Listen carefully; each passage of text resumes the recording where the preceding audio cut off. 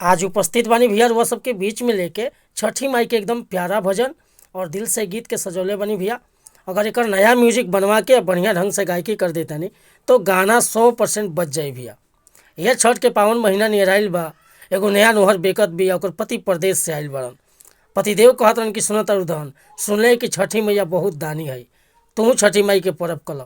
देखी कैसे मीटर बाटे, कैसे गाँव बा कि छठ के परब धन हवे बड़ा पावन, आ भूख रह रानी बड़ी लागी मन भावन। एहो छठ के परब धन हवे बड़ा पावन, भूख रह रानी बड़ी लागी मन भावन। करिह श्रद्धा से माई के पूजा नमा, आ दिहे माई गोदिया में सुनर लला नमा। पूरा होई जाई तोहर सोचल सपनावा, एहो दिहे माई गोदिया में सुनर लला नवा। हाँ पूरा होई जाई तोहर सोचल सपनावा। छठ के परब धन हवे बड़ा पावन, भूख रह रानी बड़ी लागी मन भावन। करिह श्रद्धा से माई के पूजा नवा, दिहे माई गोदिया में सुनर लला नवा। एहो पूरा होई जाई तोहर सोचल सपनावा।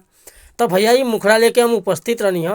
अगर ये मुखड़ा वाकई रुआ के पसंद आवता, फुल गीत लिखवावे के चाहता नहीं तो बिल्कुल उचित चार्ज पर गाना रुआ के व्हाट्सअप के जरिए मिल जाई। नंबर हम दे देले बानी, रुआ फ़ोन चाहे व्हाट्सअप कर सकीले।